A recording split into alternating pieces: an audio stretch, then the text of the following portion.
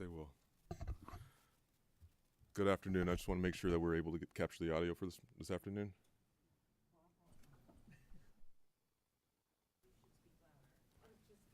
Wow.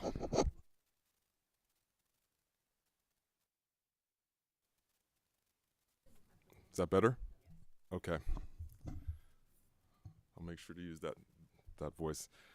Again, thank you very much, everybody. We'll go ahead and get started.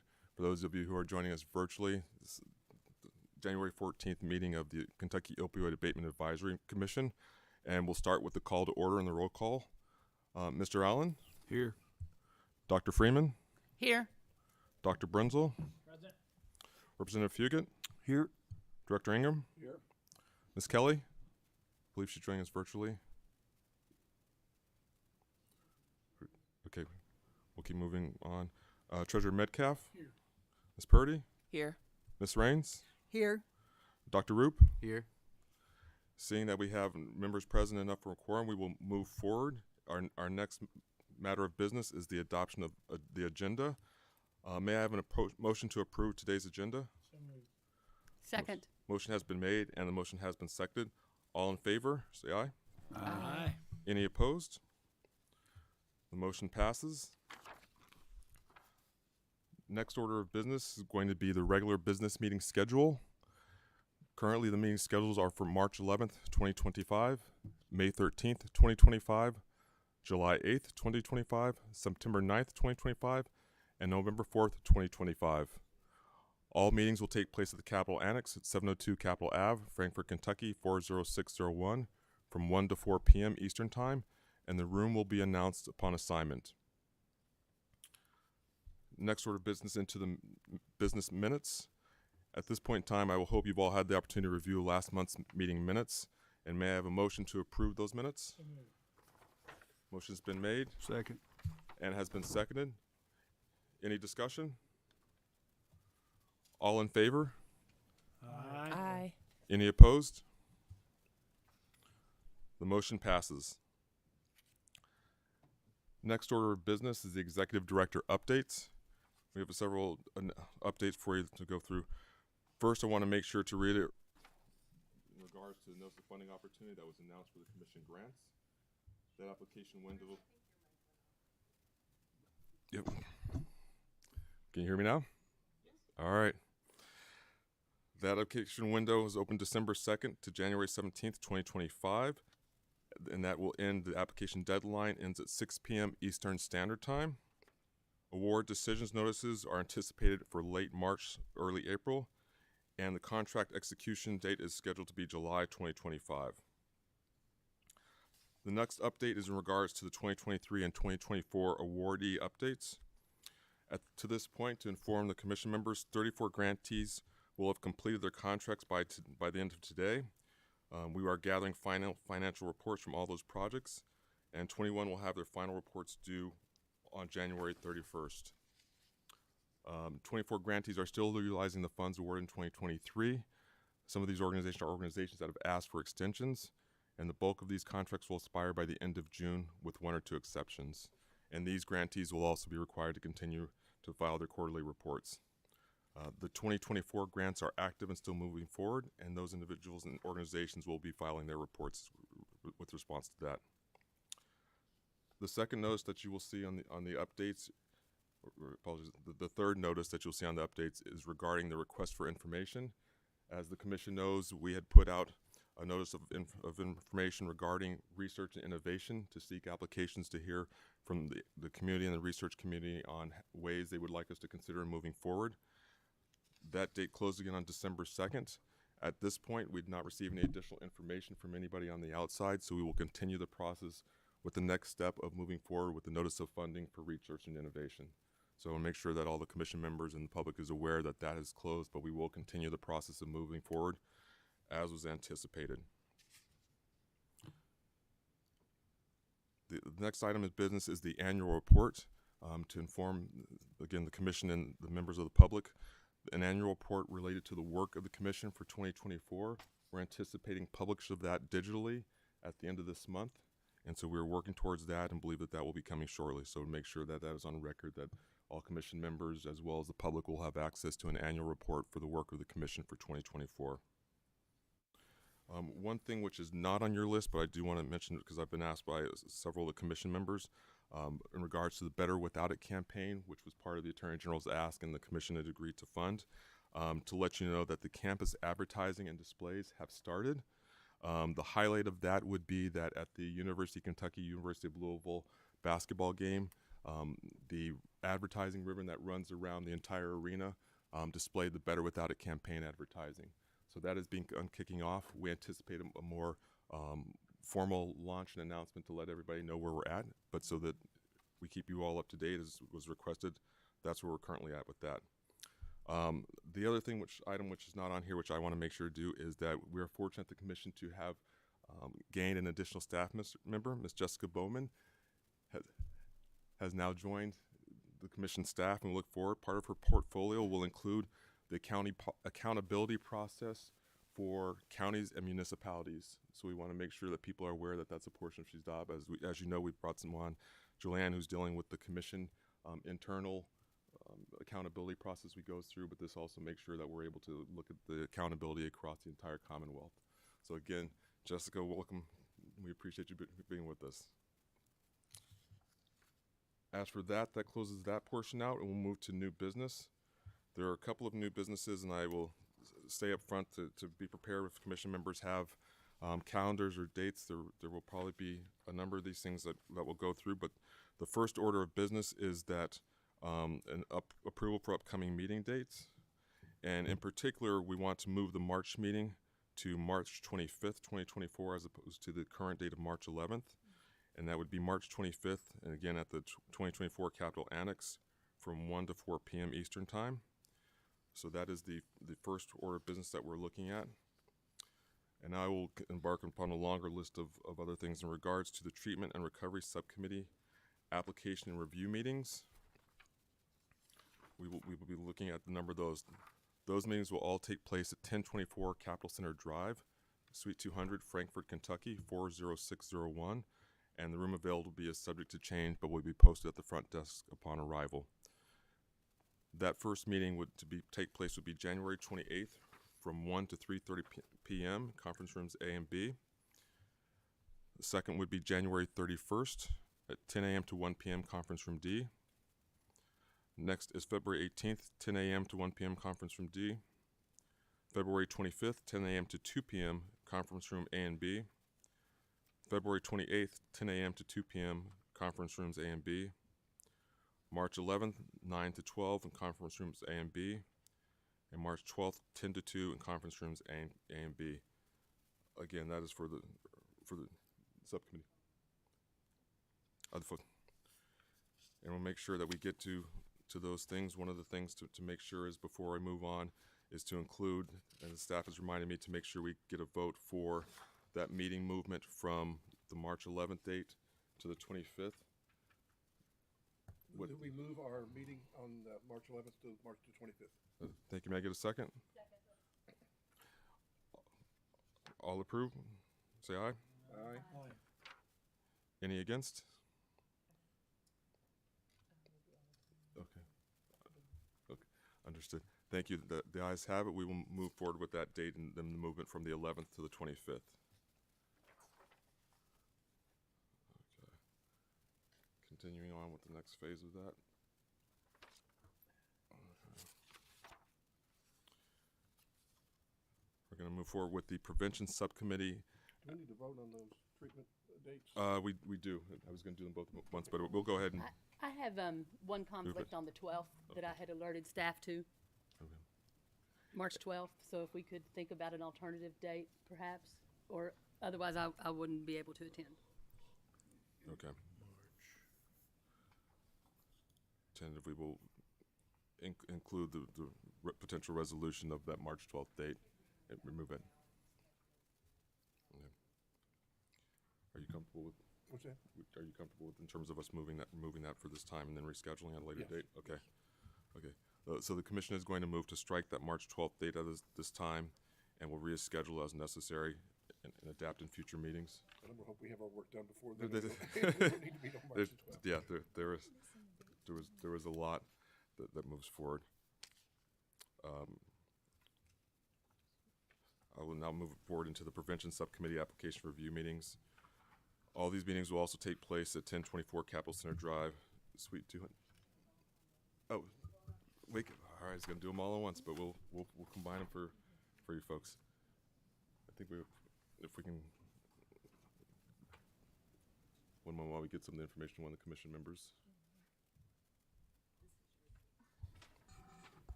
Okay. All right. Well, so we will go ahead and then vote on the Treatment and Recovery Subcommittee application and review meetings. So I let's move that motion. we adopt the meeting dates Director Evans described with the exception of March 12th. Second? We have the motion and a second. All those in favor? Aye. Any opposed? All right, the motion carries.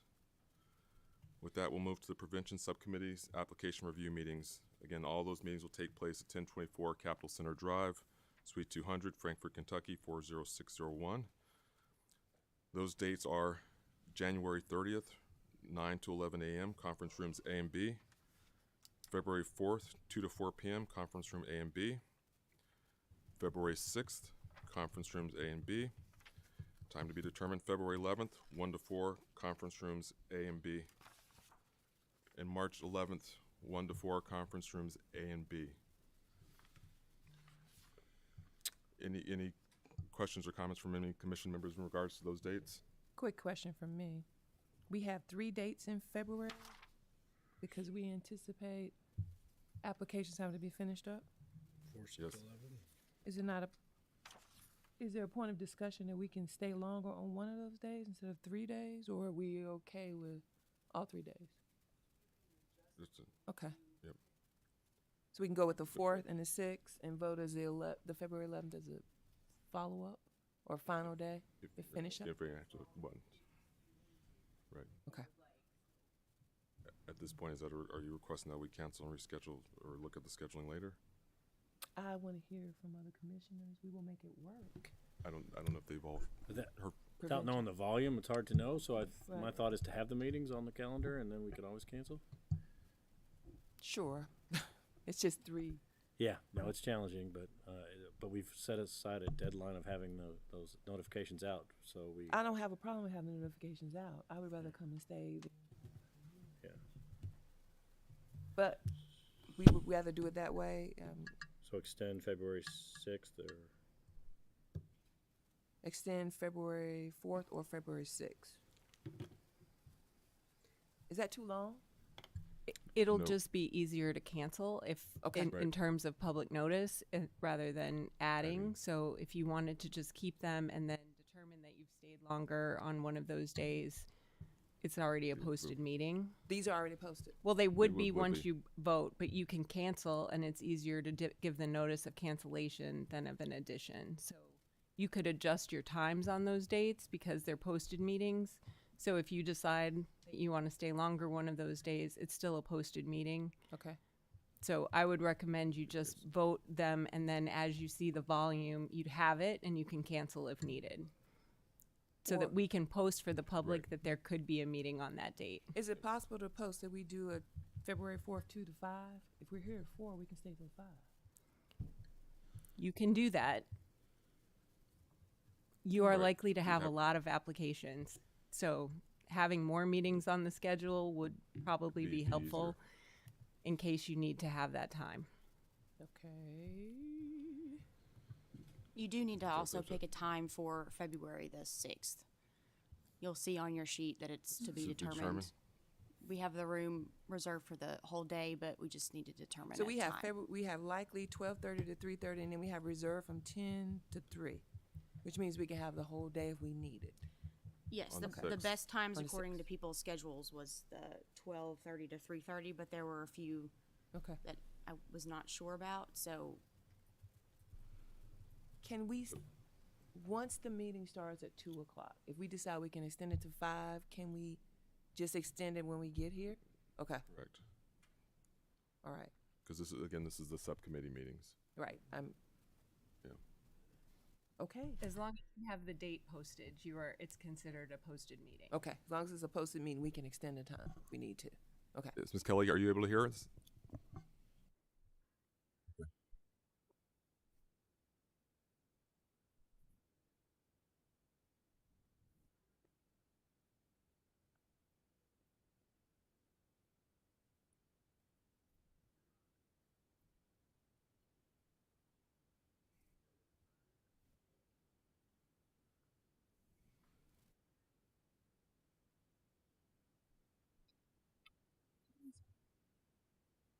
No, it is possible we can Zoom you in. We zoom in. Mhm. Thanks. Okay. No more questions from me.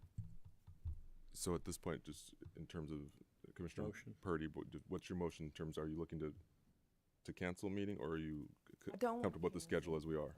We just schedule as we are, and I'll make adjustments. Okay. So just to be clear and for all members that we are talking about maintaining the schedule as listed and has been provided to you, except we still for the February 6th, 12:30 to 3:30. 12:30 to 3:30 is the dates that we're anticipating for the schedule for that on February 6th. I'm trying to make sure that staff has heard that time frame also. Okay. Having that, I will ask for a motion to adopt that schedule for the Prevention Subcommittee Application Review Commission, or meeting. Motion. I have the motion. So moved. Second. All in favor? Aye. Aye.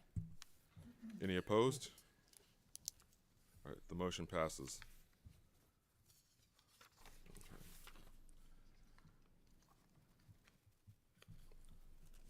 The next order of business, as it's listed on your schedule, is going to identify as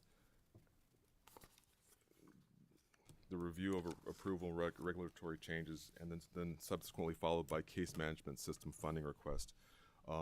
There's a couple of protocols that I wanted to make sure to cover, so these two topics are intertwined, and so I'm going to provide the commission members with a brief discussion points related to, and then I'm going to make two other individuals available to the commission members for conversations. What we have is previously been discussed by the commission is that there is a need for additional system enhancements to make sure that the systems in the commission operate in a way that are transparent and clear and are available to the entire Commonwealth. Two key systems which are utilized by the commission are the IntelliGrant systems. As you all know, the grant application process runs through this system, and that is one system which needs to be bolstered, and we actually need to make sure to place that into the hands where the commission can utilize that work. This body has discussed this before, and the general consensus was that the commission needs to take on the obligation to ensure that it can provide these services. We have been received kind and support from others in return in terms of making sure that this was operational and support the commission, but we believe it's in the best interest of everyone to move this fully into the commission staff to being able to manage, monitor, and to utilize this IntelliGrant system for this. Several agencies already utilize this program. The cost of the commission would be based on established rates for other state agencies. There would be an initial cost to move and modify the version we are currently using so that commission staff could be the user and manager of the processes. And so setting up the new system, making adjustments to tailor the system for our use, data storage, project management, and maintenance fees would cost approximately $231,000. After that, the yearly cost would drop at about half of this.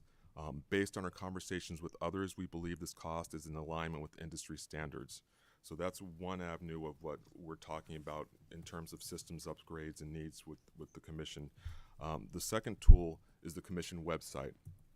And I expect for those who have seen it, you understand that the current website is very static and allows for us to post information, but does not allow for much capacity past that. What we're looking to do is to make that an opportunity where it is also a portal to input county and municipal accountability reporting, as well as provide better transparency on the use of fund, dashboards on sharing of information related to data on substance use throughout the Commonwealth, provide a better opportunity to display and demonstrate the work of the commission. So we're looking to make that a more functionable thing, again, to serve the needs of the Commonwealth, to make sure, again, for accountability, for transparency, and to move this forward as we've discussed earlier as a body. The cost for this is approximately $163,000 for the development, storage, data maintenance operations for the initial overlay. Once we move into the second year, the cost of both of these drops significantly, and so we're talking about what we would expect is less than $200,000 a year. So what we're going to be asking is for the commission to allow for $400,000 to be set aside for this use for the initial movement, and then for subsequent years for that half, the $200,000 to be made available. Reporting would be done by staff each year on updates of this to make sure the commission is fully aware. If there was any additional cost, that would be brought to the commission before that additional cost would be incurred. And so the other piece as it relates to this, and what I want to make sure is that there's two individuals who are here to provide some extra information to the commission, is one, that would require some regulatory changes, and two, the partner we've identified for building the website and the way it needs to be is the University of Kentucky, who currently has sole information or sole source information related to data as it relates to substance use in Kentucky and those rates. So to walk you through a little bit of the regulatory process, Deputy Director Halliday has been on the front of that, so I'd like for her to provide you a little bit of update so you understand what we'll have to do to make this an opportunity. Thank you. So you have copies of the drafted regulatory changes in your packet today. We are still making some minor tweaks in terms of technical changes to make sure it's what LRC would require for the regulations.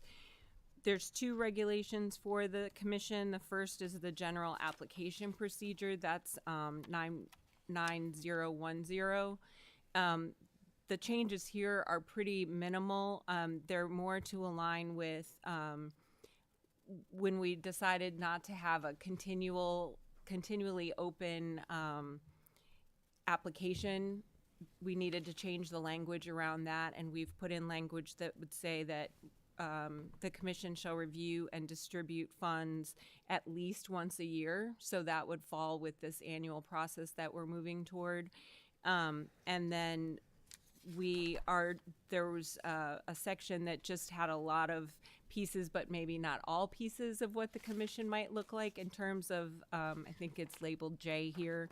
So we substituted that with your review being able to consider applications related to the prioritization process that you've begun and started to do annually. So it just makes that in line.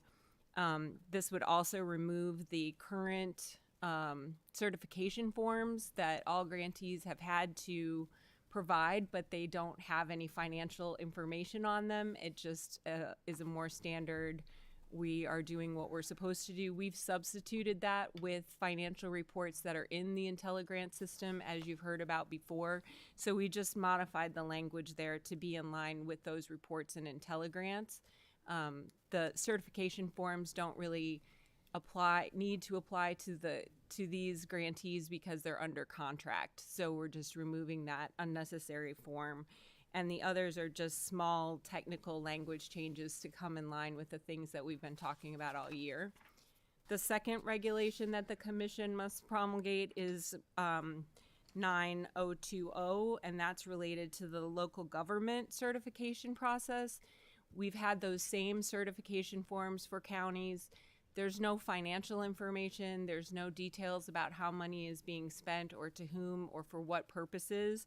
So what we are proposing, and I think we've talked about previously, is getting a better handle on what counties are doing with their portion of the funds, and we have the authority to collect that information.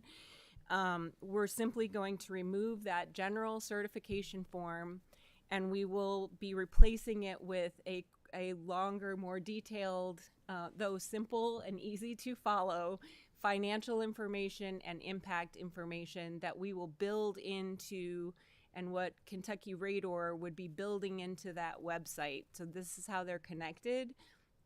They will build a form that will allow people from the counties and municipalities that receive funds to electronically log into that system securely, provide that annual report with more data, and then will allow us to aggregate it in an analysis way. So that's why they are connected, because we need to have a system. Currently, we're accepting this information via email, which is difficult to track. And so we are replacing it with this portion of the website. And these language changes just bring that in compliance in the reg.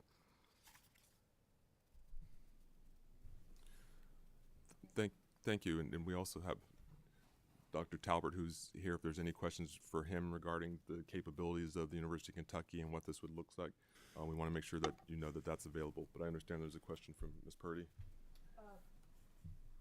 The new system, is that going to help people fill out applications quicker, or is it going to weigh them down a little bit more? I guess the question I have is, what is our application rate of application? Send an email. I understand that piece of it. The But it was- grantees themselves will see no real change in how they've done their applications because that will still be done within the IntelliGrant system. Okay. We will have more ability to be nimble in terms of changing applications from year to year because currently we're using someone else's system. We rely on the generosity of Mr. Ingram's staff wizard, Amy, to help us navigate that because we've had an MOA in place with them to use their system, but it does limit our ability as staff to be able to do that and creates work for her that we'd like to return her to her normal duties. And so you shouldn't see any change for applicants in terms of their accessibility to the application. That will continue the same way it has. This is a major change for the counties because it will allow them to log into a system that UK will build for us and provide the information we need, and it will be able to be collected that way.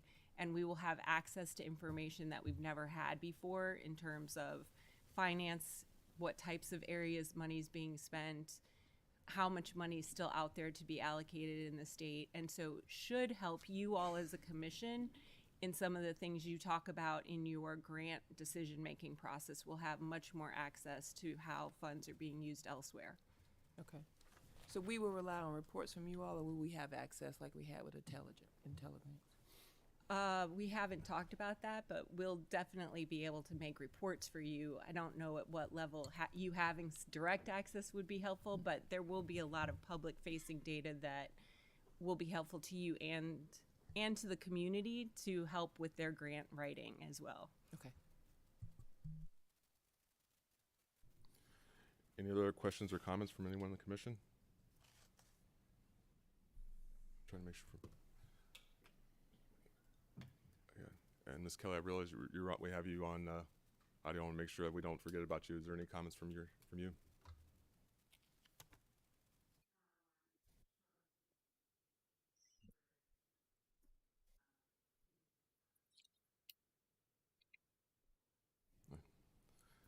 Thank you.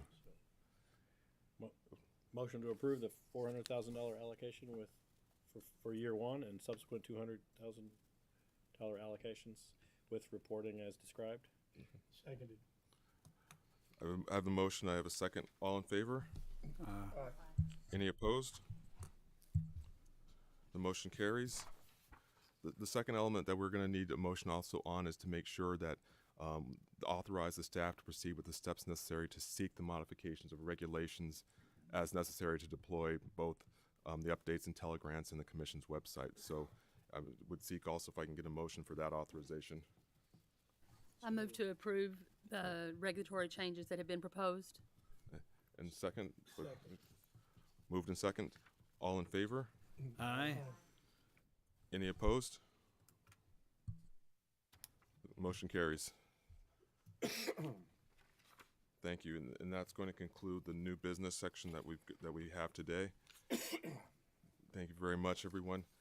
One of the things which the commission has talked about in the past also, and which has been a part of the interest of the commission members, is the use of SB 90, and in particular, as we would term that as the Senate Bill 90 Behavioral Health Conditional Dismissal Program. And fortunately, we have two individuals here with us today who are going to give the commission an update on that program and why it's important to the commission and where we currently stand. If I can have Ms. Angela Darcy from the Administrative Office of the Courts and Sarah Johnson from the Department of Behavioral Health, Development, and Intellectual Disabilities join us at the table, we would appreciate that.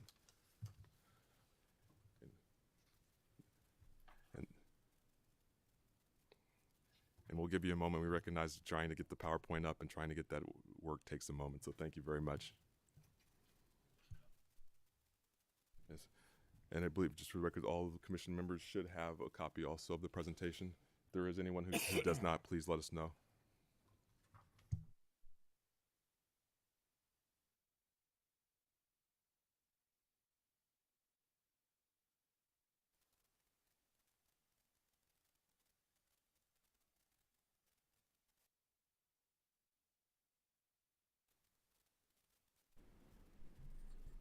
All right. All right, the floor is yours. Thank you for having us. I am Angie Darcy, and hold on just a sec. Okay, I'm not sure why I didn't transfer over because it's on slideshow here. Yeah, well, just go with it. It's fine, they can see it. Okay. I am Angie Darcy, and I am the Executive Officer of Pretrial Services. Hi, I'm Sarah Johnson, and I'm the Director for the Division of Substance Use Disorder within the Department for Behavioral Health, Developmental, and Intellectual Disabilities. So thanks for having us here today. I'm excited to tell you a little bit, we are excited to tell you a little bit about Senate Bill 90 and some of the progress that we've made over the past couple years. As most of you know, I'll just give you a quick overview.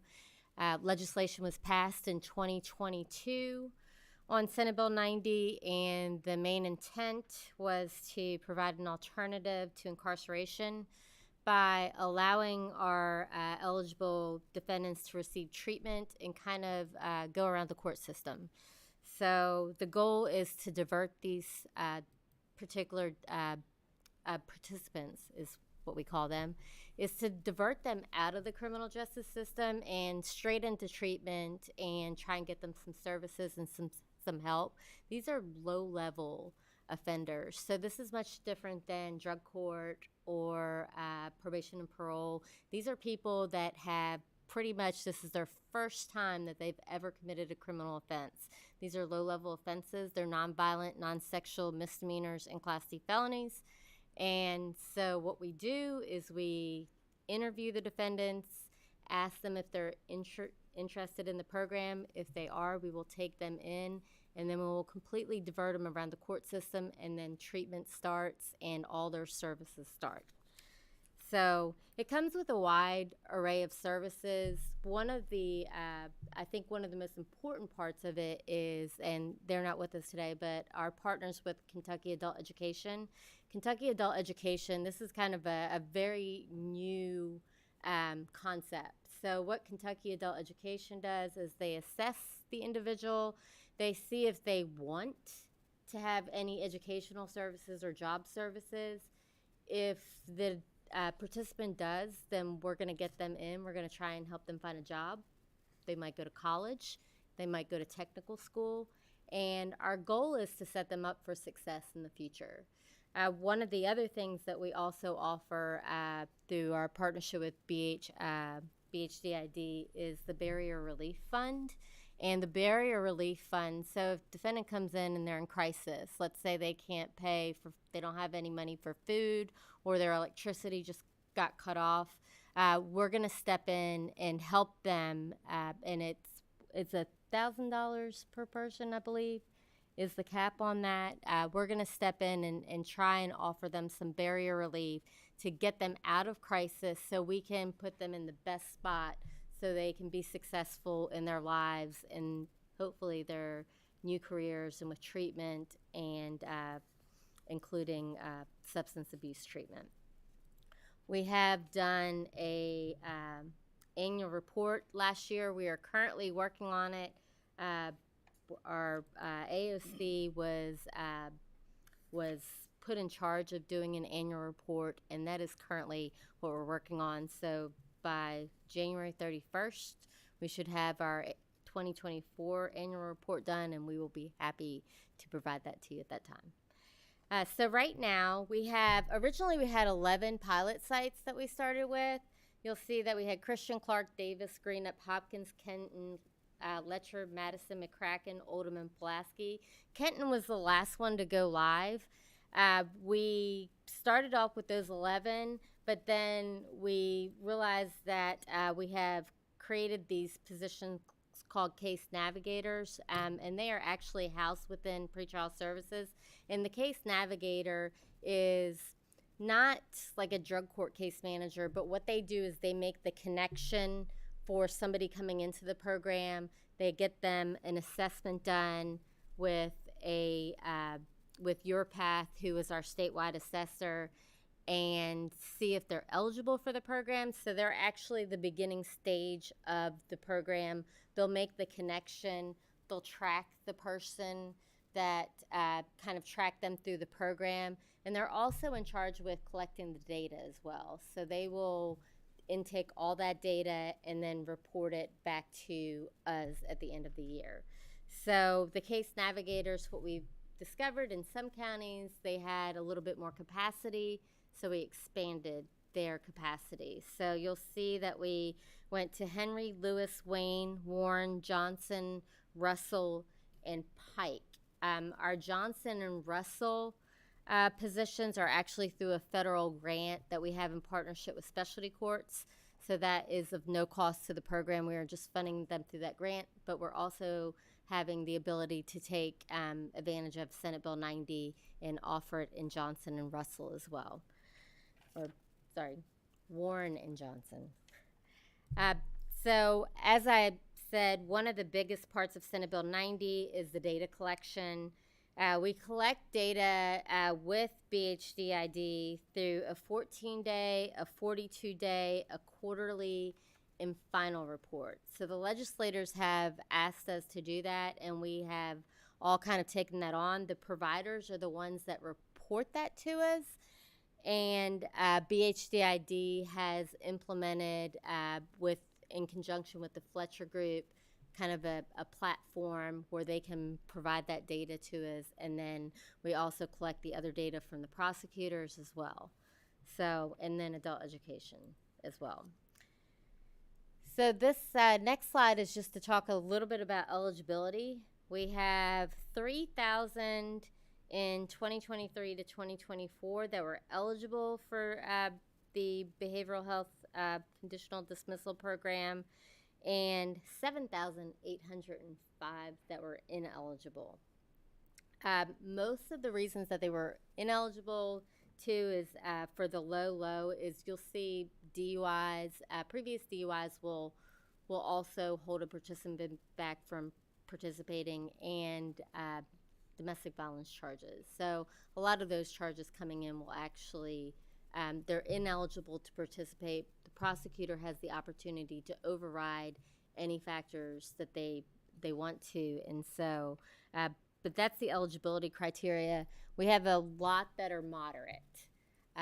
So our moderate risk, and this is our pretrial risk assessment that we base that off of. So if they come in and they're moderate risk for failure to appear, if the likelihood of moderate that they're not going to come back to court, or are moderate risk for new criminal activity.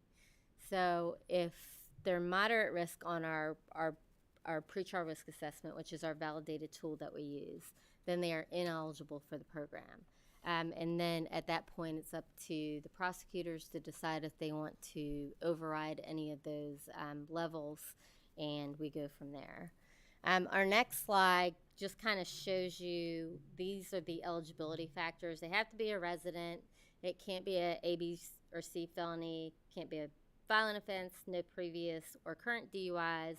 No domestic violence charges. No sexual offenses. Can't be convicted of any of those prior offenses as well. All of those will knock them out. That'll kind of show you the eligibility for our low. You can see that the main factors of not being eligible would be DUIs. So 30% are ineligible for DUI, and then 16.6 are ineligible if they've had a previous DUI. So that equates to about 40% that wouldn't be eligible because of that criteria. Next is just kind of our who is eligible, like what we're seeing as far as race and risk levels, and who is ineligible based on that. And we have looks like about 68% of the population is white, 16% is black, Hispanic is 13% for eligibility, and others. And then I'm going to pass this one off to Sarah. Thank you. So this program is really unique because it also allows us to work extremely close with each other across departments and across cabinets. So when we are providing clinical assessments, which is one of the pieces that behavioral health maintains, we are doing an assessment through our partnership. It's done through Your Path, and they use qualified mental health professionals to use screening tools through the American Society of Addiction Medicine or the American Psychiatric Association Diagnostic and Statistical Manual of Mental Health Disorders. This is done within 72 hours. So this is done quickly after the person is arrested and booked so that we can determine, does this person have a mental health or substance use or both disorders, which is a requirement to qualify for this program. The behavioral health screening assessment, once it is done, then that allows us to generate referrals. So we are determining, do they have a mental health disorder? Do they have a substance use disorder? If so, what level of treatment do they need for either disorder they may have or both disorders they may have? And then we're able to immediately start connecting them to those treatment and recovery services that are appropriate based on those diagnostic and level of care screening tools that are nationally recognized. And that's one of the roles of the case navigator, is to kind of make that connection. Once the assessment is completed, the case navigator will then take that person and then make a warm handoff to the treatment provider. They also communicate with the Barrier Relief Fund, which is EKSEP, is that right? EKSAP, to kind of make them aware if they identify any barriers with those participants. And so that's kind of the clinical assessment is definitely a critical piece, and those case navigators will make that handoff. So the next slide is kind of, this is in overall, we've had 611 clinical assessments done. So everybody that we have, there's a high percentage of clinical assessments that are actually completed. Even if the person doesn't enter the program, a lot of them are still willing and interested to do the assessment. Out of those, we've had 12 declined, 2 were disposed of. There was a couple where the prosecutor rescinded, and some where we still have the assessment pending as of that date, 10/15/2024. And then if we go to the next slide, you'll actually see the results, which wasn't shocking, but it was still kind of surprising. 606 have co-occurring disorders, which are substance abuse and mental health disorder. And out of the total number, we have 510 with mental health only, and then only 70 that are substance use disorder alone. And I mean, it kind of makes sense. We found that a lot of people tend to self-treat a lot of times. And then just 50 that didn't indicate with either. And if they have no indication of a mental health disorder or substance use disorder, they're not eligible for the program. So those did not enter the program. And then, Sarah? Yes. So to point out the difference in the numbers between this slide and last slide only looked at calendar year 2024. This is from the start of the program. So that's why you see larger numbers here for the breakdown of the different types of disorders. So for the treatment, The way that we connect individuals to treatment is we have set specific criteria that that treatment provider must meet. So we want to make sure that we are using evidence-based models of care and we are following these standards. So behavioral health has taken on the responsibility of screening treatment providers that want to offer services to participants of this program, and we make sure that they meet the criteria that has been set. So the criteria for that is they must be licensed through the standards established by the Cabinet for Health and Family Services under KRS Chapter 222. They have to be enrolled as a Medicaid approved provider, and they have to be accredited by at least one of the following: American Society of Addiction Medicine, Joint Commission on Accreditation for Healthcare Organizations, Commission on Accreditation of Rehabilitation Facilities, or the Council of Accreditation. So again, we want to make sure that not only are we identifying what services someone needs, the type of services they need, but then we want to connect them to a provider that's going to be able to address what those needs are. The treatment providers also must, at a minimum, offer different levels of care so that they can meet the client where they're at and be able to offer the type of services that they need based on that ASAM screening that's done. They also must offer medications to treat opioid use disorder, offer harm reduction services, co-occurring treatment services, and connection to recovery services. This program, the Behavioral Health Conditional Dismissal Program, is designed to be a one-year program. So that doesn't mean that people will stay in residential 1 year. It means that they will stay engaged in this program and will adjust and change to different programs or different levels of care based on their symptomology and how they are functioning. But they would stay engaged in the overall program for a year, and as long as they're successful, then these charges would be dismissed and removed from their record. We do obviously collect data and reporting around our treatment providers as well, who is enrolling in services, how long are individuals in those different modalities of care, and what does that engagement look like from the time that they're referred to the program to the time they actually are started within receiving those services. And we make the connection with that referral to Kentucky Adult Education through the Education and Labor Cabinet to make sure that individuals that are receiving services are also receiving screenings to determine if educational services or job training services are needed at the same time.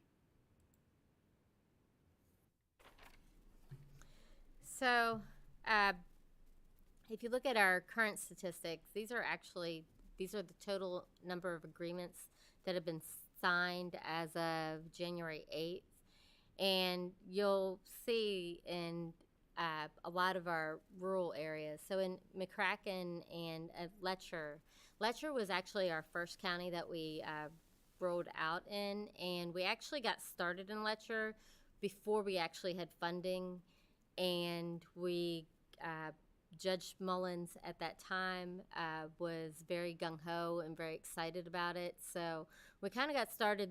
Letcher was our very first county, and it was very slow in the beginning. I think it actually took us a couple months just to actually get somebody that was eligible for the program because the requirements are pretty strict.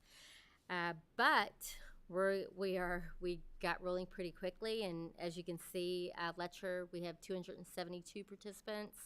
And in McCracken, we have 193. McCracken started much later in the game, but McCracken has definitely been very engaged in this. And Christian County is also doing pretty well. We have 95 participants there. We have started just recently in Wayne and Warren, Johnson as well, so we're kind of picking up steam, but we've definitely found that the more rural or the resource poor communities we do really well in, and we've been asked by several counties to come and do Senate Bill 90 in their counties because we found that I think originally we thought that we would have to have all those resources in a county, and what we've discovered is that with Senate Bill 90, the resources come to the county. So we've actually got a really good partnership with BHDID and Kentucky Adult Education, and a lot of our providers are actually statewide providers, so they can offer services all throughout the state. This is the recidivism rates. So we've had 99 complete the program, and out of the 99 that have completed the program, we've actually had a total of 8 that have recidivated. So 5 were arrested within 6 months, and then 3 were arrested within 12 months.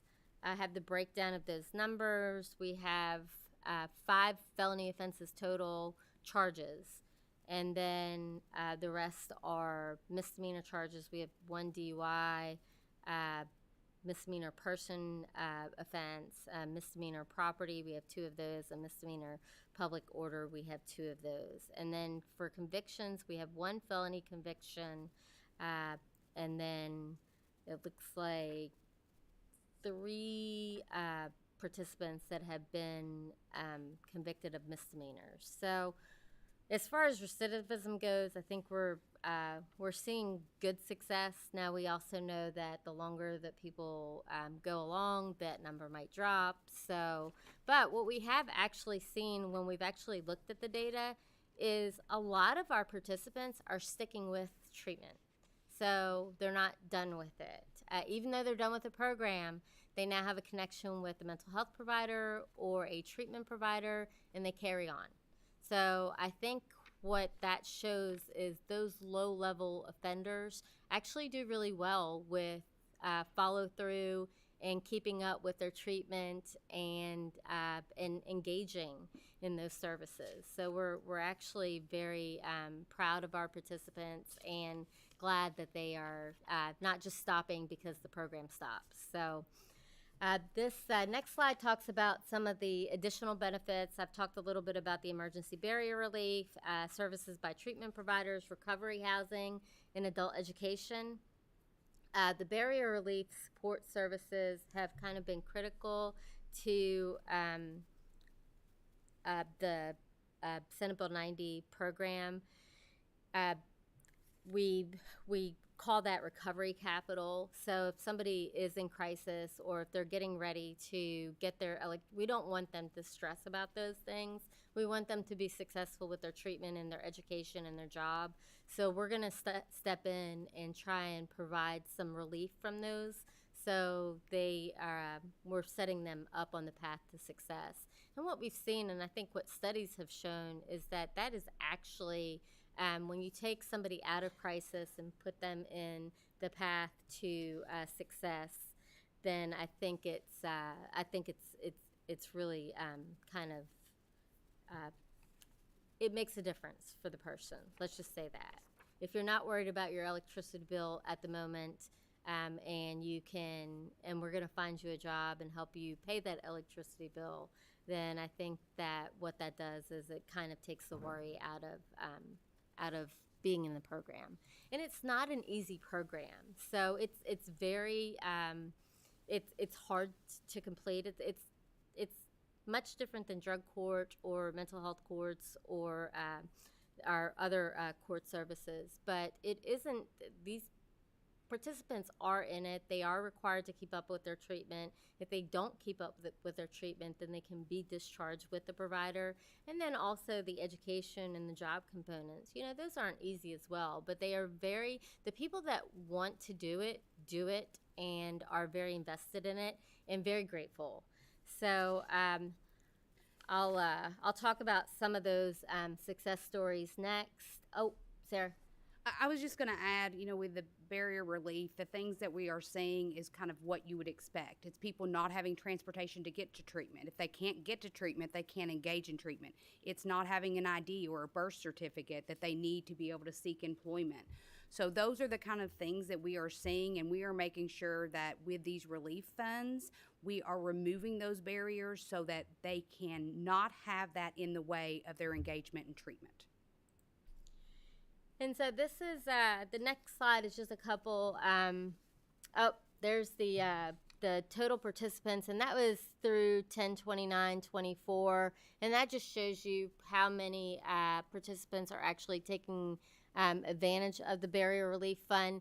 It just came into place in May. I think that was official that we that BHDID got that partnership with EKSAP, so or EKSAP. EKCP. So I think that I'm gonna muck that up every time. So I think that it just goes to show you that they are utilizing it now that it's available, and that was one of the real intent of the legislation was for them to utilize that.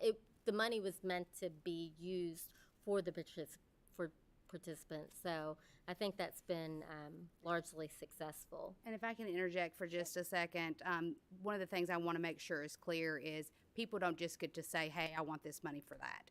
They go through the treatment provider, and the treatment provider and the case navigator are able to help identify and say, yes, we've exhausted all other resources. This is the payer of last resort. We need this. This is something they need to be successful. So there is that protection in place when we are using these funds. And we also, that's a good point that Sarah made. We are very big about using community resources when we can as well. So we look for every single, we don't leave any stone unturned as far as the treatment providers will reach out to all those local community resources and churches and anybody that will offer community action. So that usually is the last resort, is that Barrier Relief Fund. We'll talk a little bit about Kentucky Adult Education. These are just some of the success stories. You can see one of the participants standing by the Mountain Dew truck. I'm a Coke fan, but I won't hold that against them. But it is life-changing. I mean, a lot of our participants have gotten really good jobs. We have one participant right now who is actually a lineman, who went through lineman school and is now in Florida, I believe, helping out some of those victims in Florida and in North Carolina. So, I mean, it is life-changing for these. These aren't just your, hey, we're going to get you a job at McDonald's. And these are careers for people. And so adult education, I can't say enough about how amazing the team has been. Aaron and Michael from Adult Education have really taken that program and just completely just engaged and love our participants, and it's been amazing. So, and here are some success stories. You guys can read these on your own, but these are actually from our participants and from our case navigators as well. Just talking about how a few examples of how that's really changed their lives. And then we also have our strategic planning. So one of the things I think that has been really amazing with Senate Bill 90 is it's given us at AOC partnerships for life, I think. We can call BHDID whenever we have a new project that we might want to partner up with. Like we'll get Sarah and her team on the phone and talk. And we've definitely, adult education, we're partnering with them, with our pretrial services department now for some reentry and job opportunities for our pretrial defendants. So we have really been able to utilize those partnerships. And so we've been strategic planning, and Executive Director Ingram has been involved in that as well. Our big thing is to develop some measurable goals and kind of measure how we're succeeding or what we need to improve on, and continue expansion, offer training and professional development for our staff and the providers, and increase program visibility and awareness. We've been kind of working on that. This is one of our ways of program visibility. And improve data collection. That's been a challenge, and we're kind of we're getting it a little bit better every month. And establish a plan for evaluation of the program, and Sarah can talk a little bit about that. So we are in the process of contracting with University of Kentucky Center of Drug and Alcohol Research to do an outcome study. So what they're going to be able to do for us is not only do some preliminary outcomes of the program, but also provide some recommendations on continuous quality improvement measures, and also looking at this model, because this model is very unique. We are not only crossing across different departments, but different cabinets of state government. So we want to use this as a way to say, how can we replicate this model for this collaboration, and what are the best practices when you're implementing programs like this in the future? So they're going to look at that as well. So there's 3 wonderful things that are going to come out of it. And of course, we'll be happy to share all those results once we have that outcome study. So some of our accomplishments are here. Our partnership obviously is definitely an accomplishment. We've got a ton of success stories. We've got the emergency barrier relief service in, and then but then we also have some barriers, right? We wouldn't be here without barriers. So there's always barriers when you implement a program like this. One of the things that we've seen is sometimes we have hesitation from maybe prosecutors who aren't really interested in the program, or other partners who, kind of put sometimes a little wrench in the wheel. What we have done is we've gone out and had conversations, and because we want to be where we're wanted. We don't want to be in a community where we're just spinning our wheels and those services aren't being utilized. We don't want to waste funds. And so we have had conversations with our prosecutors. If we see that numbers aren't increasing, then we will have a conversation and say, hey, do you really want us here? Because if you don't want us here, and what can we do to improve? What can we do to make you want us here? And if there's nothing that we can do, then we will take that navigator position and move it to another county in another region. So we're trying to be very conscious and about those efforts, and don't want just somebody in a position who's not able to do any work or get any progress because it's wasted state funds. So I think we've been very conscientious about that, and do well with that. And then providers, that's always a communication just to make sure that everybody's on the same page, that they know what it means when a client isn't compliant and needs to be discharged from the program. So things like that. And all this has been made possible through the Behavioral Health Conditional Dismissal Program Trust Fund. So we appreciate the funding that this committee has given us. We received $10.5 million in restricted funds in both fiscal year 23 and 24 from the opioid settlements funds. The funds are used for basically every aspect of the program, but as Angie said, we want to be good stewards of the money, and we want to look at efforts in sustainability, which is why we are leveraging Medicaid to pay for treatment, which is why we're looking at how can we fill those gaps and bring providers in to assist with the barriers that we are currently funding through those funds. And we've been pretty successful at that. So these are the total expenses that we've had. Of course, the expenses go up as we grow, and we expect them to continue to go up as we grow and we have more participants in the program. But we are being very intentional in how we spend this funding and making sure that these funds are only used as the payment of last resort. And so this is the total amount thus far. Of course, as Angie said, the program really got operational in 2023. Was it May 2023? Yep. And as counties were added, the numbers, of course, increase. So we wanted to talk a little bit, too, about what's next steps. You know, what does it look like moving forward? Of course, we're going to continue to recruit qualified treatment professionals, make sure that there's not gaps in services. We want to make sure if we're going into a county and we're going to have this program live, all the types of treatment services, recovery supports are available in that county or through a telehealth platform for those individuals within the county. We also need to make sure people have safe places to live to be able to participate in this program, and employment opportunities. So we're looking at how can we really work together to fill those gaps. But our portion would definitely be, bringing on and recruiting some of those behavioral health professionals.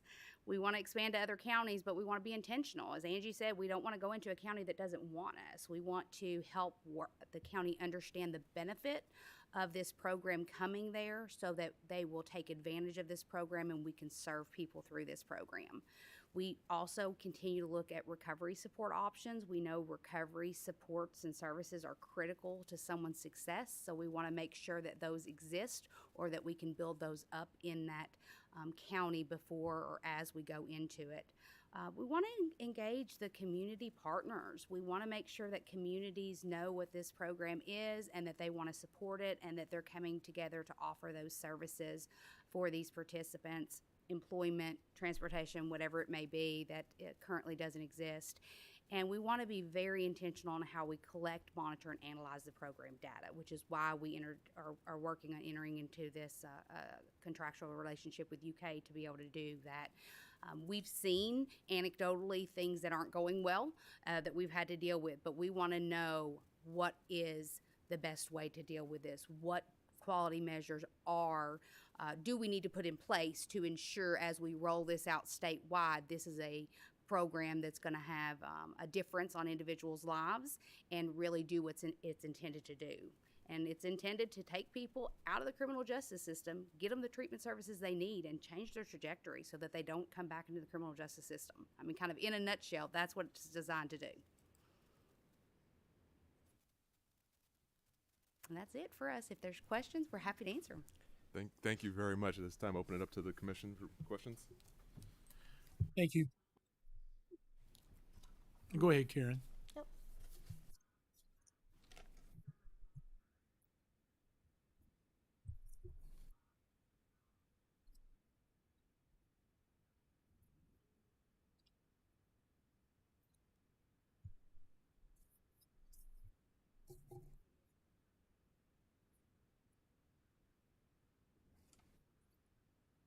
Yeah.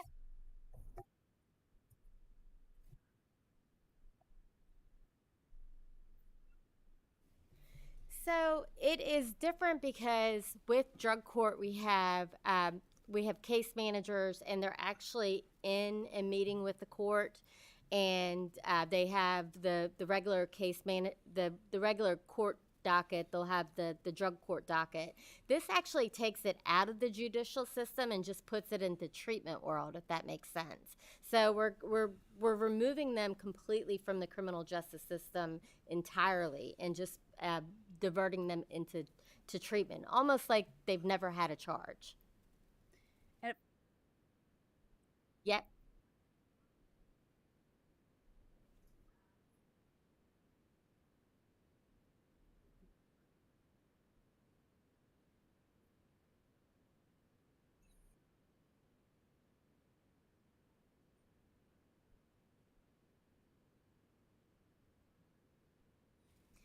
So the charges have the ability to come back on the docket. So if the defendant is not successful in the program, then the charge just gets redocketed and the criminal case starts. So, I mean, yes and no. We have had people that aren't successful, and I think Letcher County was probably one of the biggest counties where we've had people that aren't successful.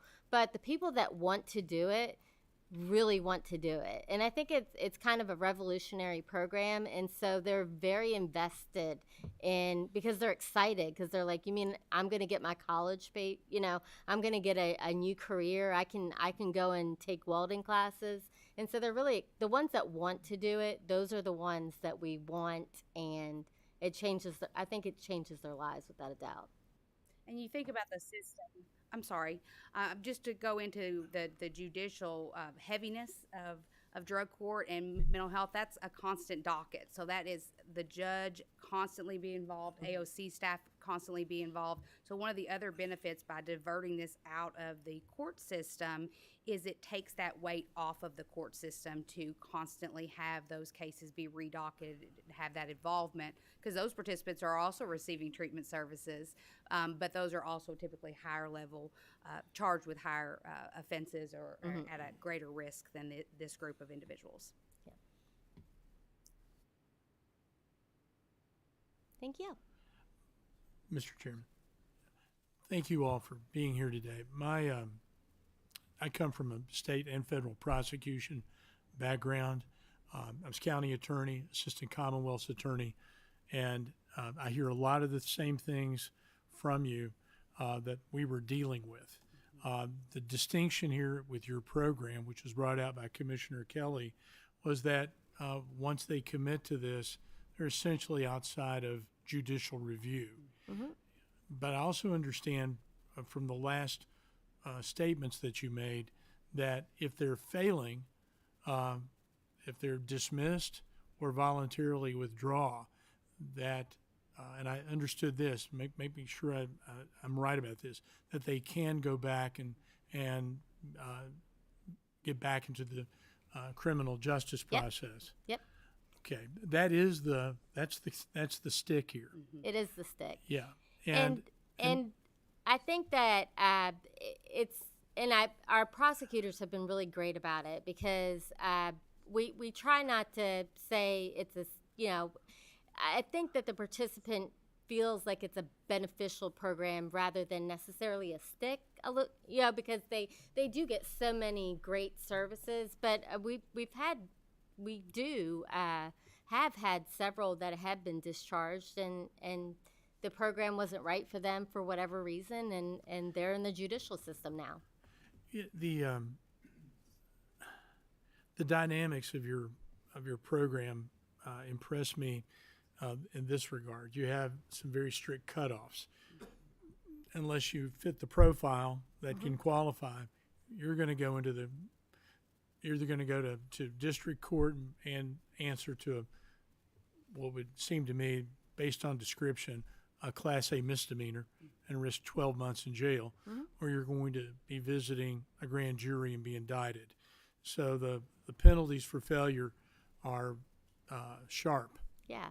And that's expressed to them is the way I'm hearing it from you. Yep. So if you decide to drop out or you just decide you don't want to be accountable, then there's a judge and a prosecutor who will be glad to see you. So Yep. I think this seems to me to have value in that you have made the process accountable. And if they don't want to get with the program, there is a stick at the end which will, in some respects, make them wish they had. So Yep. I think that's very valuable in these circumstances based on my own experience. And I'm glad you all built that kind of accountability into your program. I heard you say you were funded at $10 million. Is that right? 10.5. $10.5 million. And what's been your spend?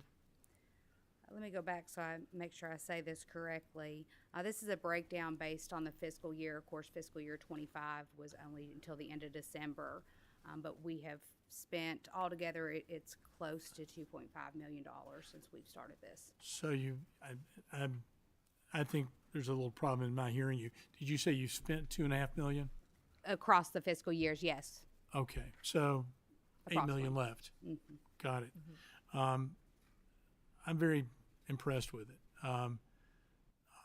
When you're trying to alter conduct, what you're doing here is hopefully creating a template for others to follow, and that becomes statutorily available to criminal defendants.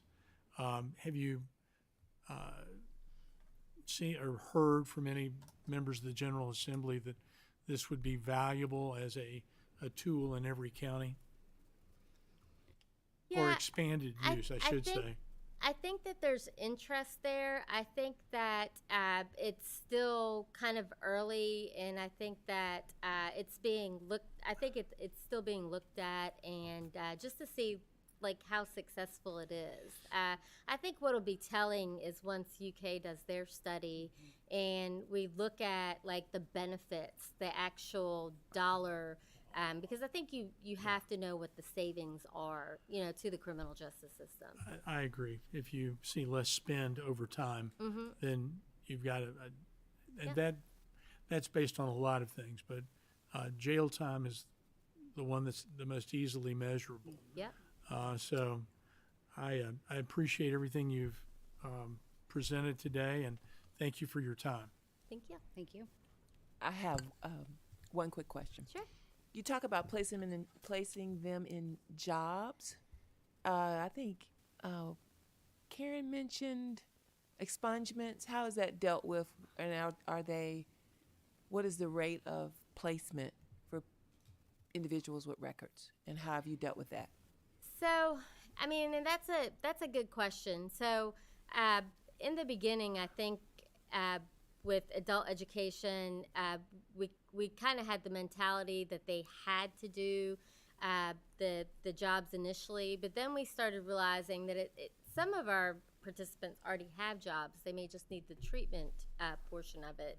So I don't think there have been as many job placements as we thought there might have been. However, I will say this. The team that is in place now, who are specialists in reentry, have definitely ramped up their approach with participants and made it less, maybe less punitive. Punitive might not be the right word, but more rewarding to say, hey, we can help you. Because I think their approach is not, do you want a career? Do you want to go to college? It's, do you want to read? You know, like maybe you just want to read a recipe card. Maybe you cook, but you can't read. And so they kind of take it on a very individual approach. So they might not be placing, you know, somebody that is disabled in a permanent job, but they may be enhancing their lives by helping them read or helping them get their driver's license through GED services and those kind of opportunities. So I think what they have done is definitely taken it down to the person rather than, you know, we're going to change the world. They're going to change this person's life today. And I think that has been immensely helpful when it comes to the particular clientele that they are dealing with. They're doing individualized assessments with these individuals too, so that way they're able to, you know, work with them to see what their identified goals are, what their current job skills are, to be able to help match them. So it's going to be different based on the individuals, but as the numbers grow, hopefully we'll be able to identify some trends in that space. Yeah.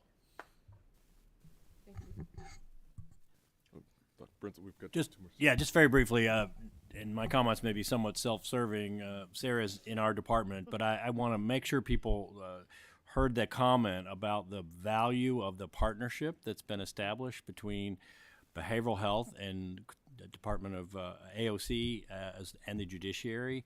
This is a true example of what can be accomplished.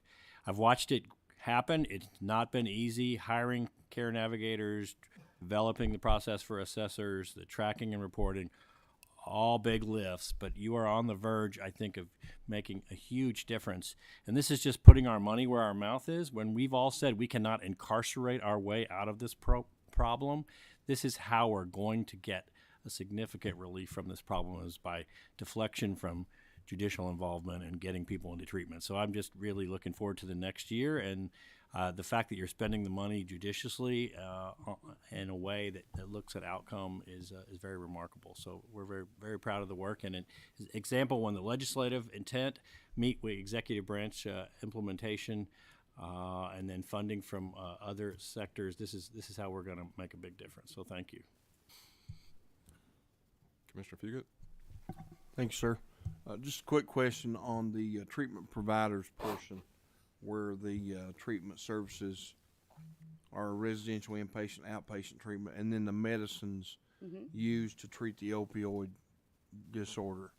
What medicines are used for that? Do you know? Yes.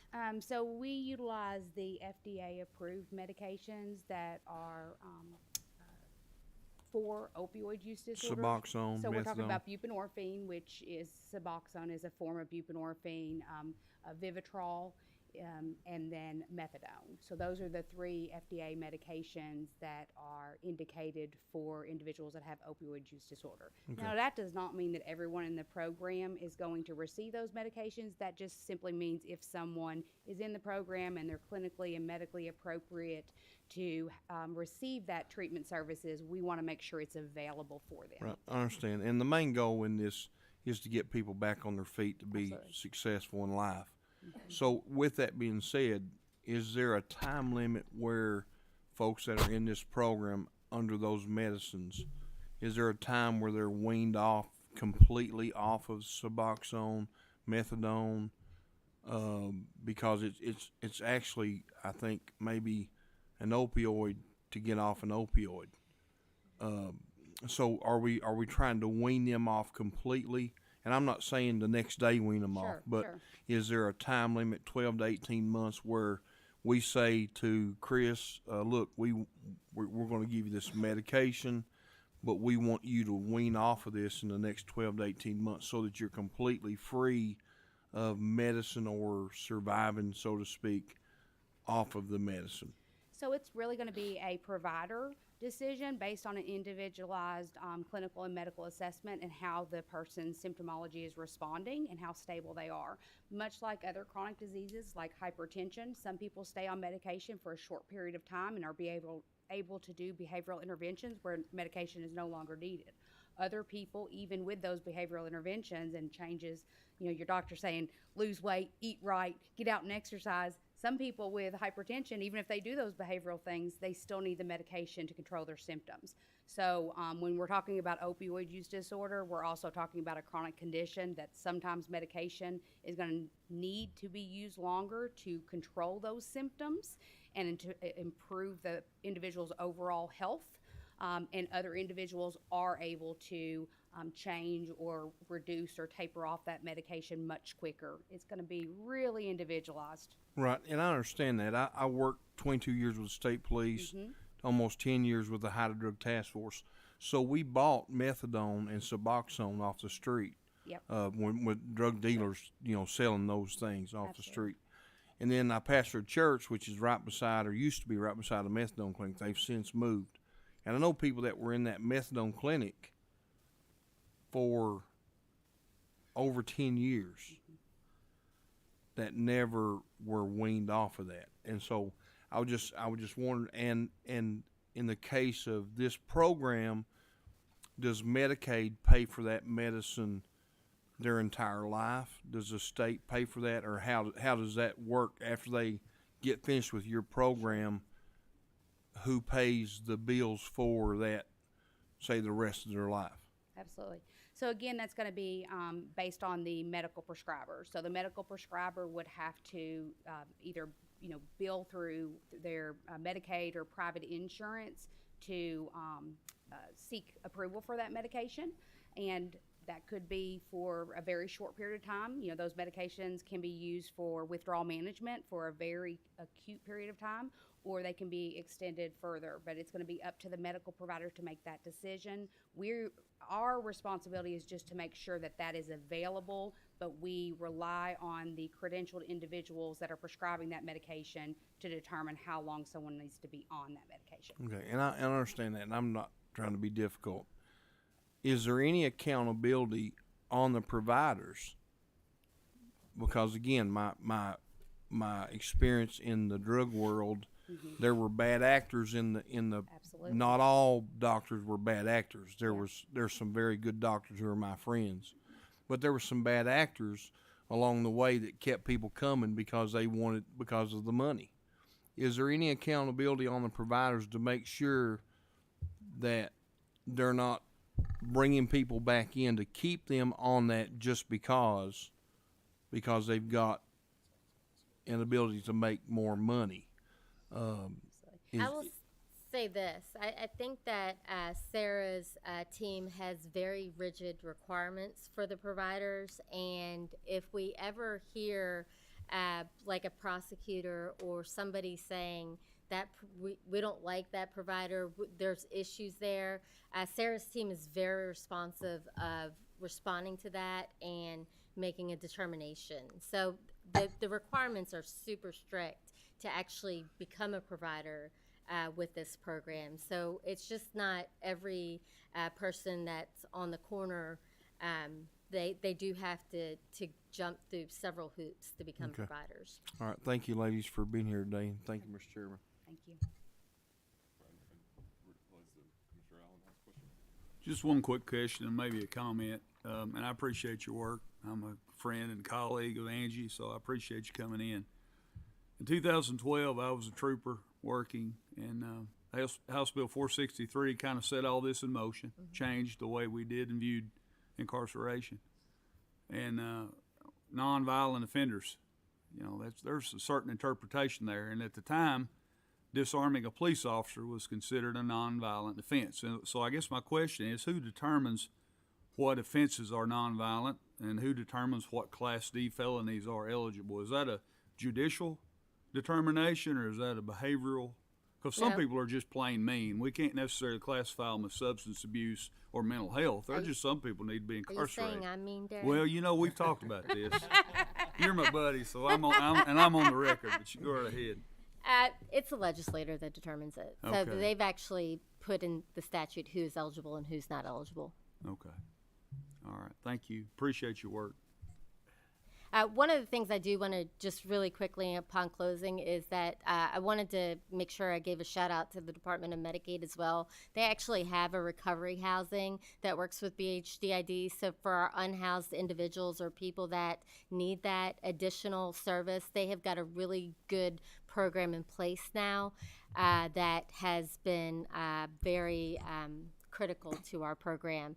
The bill requires them to provide services, I think, for 200 people, but no money. So they found our Department of Medicaid actually found a way to do that recovery housing support for our clients at very little cost. So I wanted to make sure that I give them a shout out as well. Yeah, and I just want to comment, Medicaid has been a tremendous partner throughout this. And really, the reason this bill was written this way was because for Medicaid to pay, it has to be medical necessity.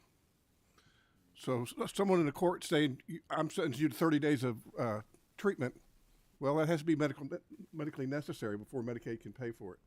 And so a lot of times people involved with the courts for many years, there was nobody to pay for that service. But because this program gets folks at pretrial, and the court's not ordering the treatment service, Medicaid can pay for it. Very good point. Thank you for including that. Thank you. I'll wrap it up. I do want to have one point of clarification. I want to make sure I know Treasurer Metcalf had talked to you about the $10 million and thinking that there was $8 million left over. But am I correct that it's actually $21 million has been already allocated to the program? It's 10.5 each fiscal year. Fiscal year. Yes. So there will be Yes. another 10.5 in January that gets allocated to it. So Yep. by then, okay. I just want to make sure that was clear, as the treasurer was thinking it was a 10.5, but it's actually 21's already been allocated for the program. Yeah, I understand that now, and thank you, Mr. Chairman. I wanted to ask you, or maybe you know, Mr. Chairman, how much is presently on balance in the fund, or in the trust fund? I don't know the exact figures of what's currently in balance in the trust fund. I know that it is accounted for, that there is going to be the 10.5, which is going to be allocated. It's been allocated twice, and there will continue to be another allocation in January, and then the final fourth of the pilot is scheduled for the next calendar year. Okay, and is this money allocated from taxpayer funds, or is it coming from the settlement? It's coming from the opioid settlement funds. The same settlement funds that the commission uses are the funds which are utilized for this program. Okay, and I know you all don't handle you're taking the money that's available and expending it. I'll talk to the chairman. I just want to make sure that I'm tracking those numbers, and let me tell you, from my perspective, you seem to me to be very able and careful with this money, which is laudable in every respect, and I appreciate what you've done. Yeah, absolutely. If we can find another source for funds. We've used COSAP funds, and we're looking at potentially COSAP for expansion for case navigators. If we can find another source, we will find the other source. So we've definitely tried to be really careful. I think the legislators originally thought that medical treatment would be a big part of it, but we found that about 99.9% of our participants are Medicaid eligible. So that's actually been probably one of the reasons for the most savings. And I understand that, and without saying any more except for what I'm going to say to you now, those are finite funds too. Mm-hmm. Absolutely. We as good stewards of the public interest need to be careful with those monies, like we're careful with your trust funds. Yep. And I appreciate the fact that you're acknowledging that and are operating with that awareness, because Absolutely. it's good to see that in a public servant. Yeah. Thank you. No problem. And in closing, thank you very much to both of you, not just for being here today, but for the work that you do. We really appreciate this. The commission has wanted to hear about this and understand and learn it. As you know, we had this time and conversation to get here. So, again, thank you very much. It's very informative and appreciative. Thank you for having us. Thank Yep. you. With that, I'll move into the next few minutes. If there are any commission member announcements, this is an opportunity for any commission members if there are announcements that need to be made. Looking to see if there are any. Seeing none, we will move on to the public comment section. At this time, I will review the list. I understand that we have one individual who's here for public comment. I do want to remind any individual who signed up or who has entered the room after the signing sheet was brought to the front to the desk, that we ask that you are limited to 5 minutes maximum and remain on topic. We would ask that you refrain from the discussion of any applications, its contents, or any specific monetary request. If you'd like to discuss any general concepts regarding why you're here, we're happy to hear that general information. So just again, as we are in the process of about to enter into the grant process, we want to make sure just to put that on record and make sure everybody's clear about that. The one individual who I have and will recognize immediately is Amanda Peters, who's here with us. Ms. Peters, thank you very much. Thank you for having me today. I'm Amanda Peters. I work for the Northern Kentucky Office of Drug Control Policy. And I just wanted to come down and thank you all for the work that you do and share a little bit about what we've done up in Northern Kentucky. We've been able to build infrastructure from the Opioid Commission, and we've been able to put in a crisis clinical and rapid reentry intercept team. So we've put in 18 positions with our emergency department, our behavioral health hospital, our community-based mental health provider, our health department, our outpatient treatment providers, and our reentry hub, which we use as Life Learning Center, as well as my office and the fiscal courts. So we have over 13 partners, but the in-kind support to this goes out to our 40-plus person steering committee. And so we're able to take some of these folks and just move them really throughout the system. So we have an individual as well as family and system response. So an individual that may get stuck within the system needs some help sometimes. We know that, as well as the family members find themselves in crisis. But also our providers, our partners that we work with, our first responders. We're very fortunate that our local municipalities are using their funding for different diversion and deflection efforts. So currently, as we started our project, we had 6 police social workers and 1 QRT officer. By June, we're going to have 17 positions. That's going to cover all of Boone, Kenton, and Campbell counties. We're very excited for this. So what we're able to do is really take that system response to look at public health, public safety, those who are in the court system. We're working with these high utilizers that have been through the emergency department 57 times in 2 years. They're the most sick, but they're also the most expensive. And I can tell you, with someone who deals with this on a personal level, is those dollar amounts don't really matter sometimes. We really want to change those family trees. We want to save those lives. We want to help those family members who maybe Casey's Law didn't really help. Maybe they don't have those different interventions and resources that they need. So what we're able to do with this crisis team is to take these individualized approaches to each pathway, in which we call no wrong door. to treatment and recovery, because we know someone can come through the court system, as we've seen today. They're coming from our detention center. And we also want to meet people where they are, because we know someone getting out of detention center, they might be working with the cabinet to get their children back. They need to keep their job. And so we're going to meet with them, but they're also going to get a medical assessment to see what kind of interventions in the behavioral health world that we can get to them. We have great collaboration in Northern Kentucky. That's no secret. That comes from leadership. Very lucky to be in this role, to work with my partners. I brought my friend Jim Biding here with me today. We have residential treatment on demand in Northern Kentucky. We have a bed available right away. And so one thing I just want to end with, I just wanted to thank you for your service and the opportunity of what you're providing communities. I get to sit at a lot of tables, and I get to push back on a lot of people, because I deal with family members in my own family who've been through the emergency department, who go in and out of treatment, who've been through a medication assistant treatment, finding one, see if it works, get on another one, see if it works. When is that crisis coming? Do I send police for that welfare check? Can I go down there? Have I heard from my family member? So I get to go in these meetings when administrators and our hospitalists and our different partners say, this is how it works. And I get to say, well, it doesn't always work like that for families, because they really truly believe that that works. But we also know what happens at the service delivery level doesn't always happen at the administration level. So that's something that the steering committee and what we call our CARES team roundtable. CARES stands for Coordinating All Recovery Efforts. So we meet weekly. We'll meet tomorrow. My team is always very excited to have these meetings, and we go through the list of everyone that we've seen come through the emergency department, through our jail system, through Life Learning Center, through syringe access exchange programs. And we do this with a common assessment, a common intake form, and a release of information that we have through all these partners.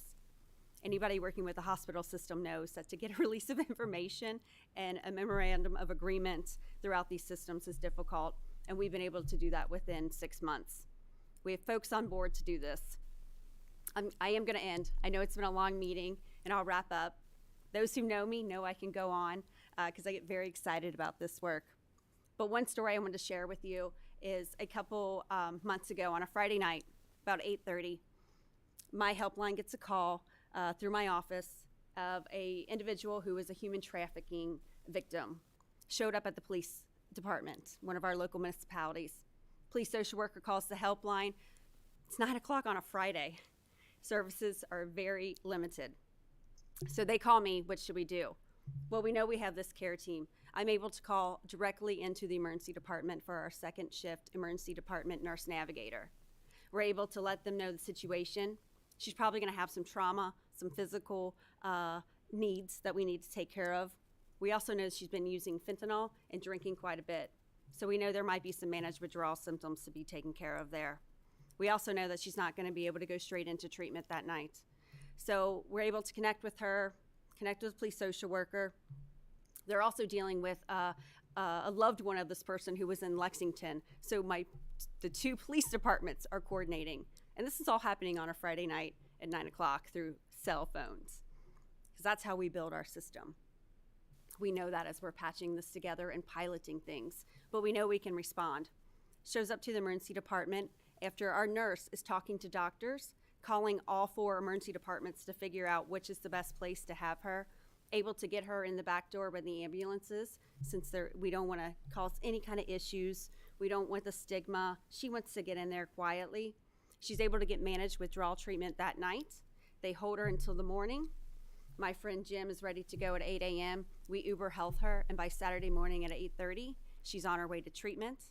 She stays in treatment. We're working out all those ancillary services. What are we gonna do afterwards? Because we know that stuff's gotta start right away. Making sure she's got Medicaid benefits. Where's she going next?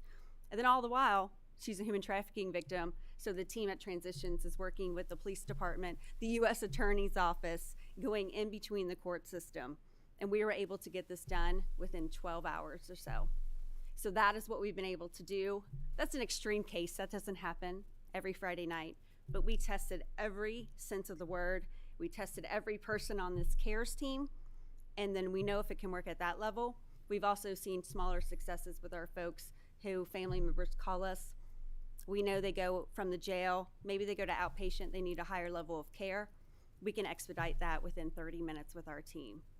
So I just wanted to share that. I wanted to share all the good work that we're doing. We've got great traction. We're not done yet. We're putting lots of different funds and lots of different things to this, but I just wanted to come back to the commission and let you know a little bit about what we're doing. Thank you so much. Thank you very much, Ms. Peters. Appreciate it. I'll just ask staff if there's anybody else who's joined that's not on the list that they're aware of. Okay. That being said, I will move forward. That concludes our business for today, so we'll move towards adjournment. May I have a motion to adjourn? Motion has been made. Is there a second? Second. We have a second. Any discussions? All in favor? Aye. Any opposed? The motion passes. Thank you very much.